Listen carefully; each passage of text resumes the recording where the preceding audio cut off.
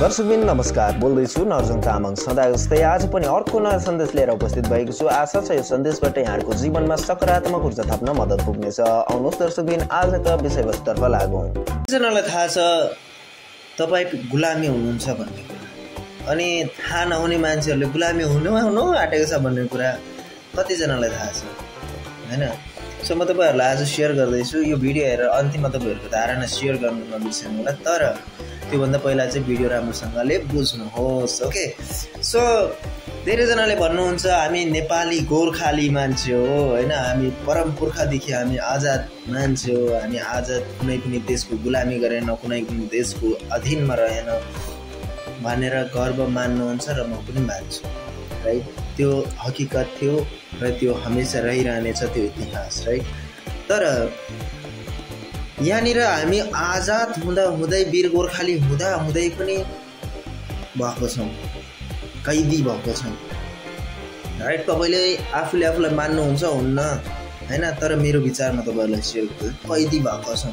त्यो कैदी केले गरेको छ त? अहिले मेसिन गन पुरा मिसाइल्सहरू त्यस्तो लिएर कैदी बनाएको छैन नि। यहाँनिर पुरा बारभित्र लगाएर कोठामा थुनेर कैदी बनाएको छैन। बस हेर्नुहोस् त, पासपोर्ट 16 पन्नाको 32 पेज, होइन? कसैले हरियो बोक्नु भएको छ, कसैले रातो बोक्नु भएको छ, बस यसैले कैदी बनाएको छ। यस सर, यस सर, जी सर गर्दै हिँड्ने बनाइरहेको छ। न खाना समयमा खानु पाइरहेको छन् यसले गर्दाखेरि, न सुत्नु समयमा पाइरहेछन् यसले गर्दाखेरि, न रेस्ट समयमा गर्नु पाइरहेछन् यसले गर्दाखेरि।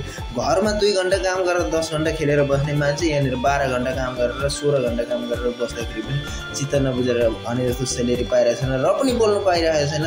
कसले गर्दा? यसले गर्दा कैदी भइरहेको छ। यो बेरियरदेखि बाहिर गइस् भनेदेखि तेरो सेलेरी कट। केले गर्दाखेरि? यसले गर्दा, होइन? केही पनि तिमीले यति काम गरेन भनेदेखि तिम्रो सेलेरी कट। केले गर्दाखेरि? यसले गर्दाखेरि। तपाईँले आफैले किन्नुभएको, महिनाभरि काम गरेर किन्नुभएको मोबाइल फोन पनि तपाईँ आफैले तपाईँको समयमा चलाउनु नपाउनु कसले गर्दाखेरि? यसले गर्दा। तपाईँ बुझ्नुहुन्छ यसको पावर कति रहेछ भन्ने कुरा?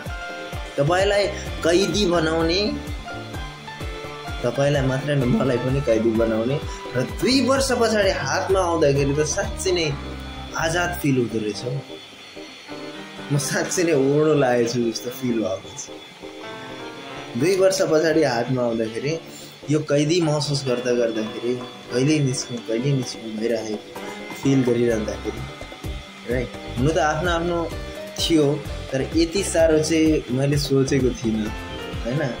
तर जे होस्, मान्छेलाई 16 पाना 32 पेजले कैदी बनाउँदो रहेछ। यसको त्यति साह्रो क्षमता चाहिँ रहेछ भन्ने कुरा तपाईँले पनि बुझ्नुहोस्, र जानुभएको छैन, बुझ्नु भएको छैन भनेदेखि तपाईँले छिटो बुझ्नुहुनेछ, र यसमा जति सक्दो कम जोड लगाए चाहिँ राम्रो हुन्छ। तपाईँको विचार तपाईँको कमेन्ट बक्समा लेख्नु नबिर्सनु। Thank you.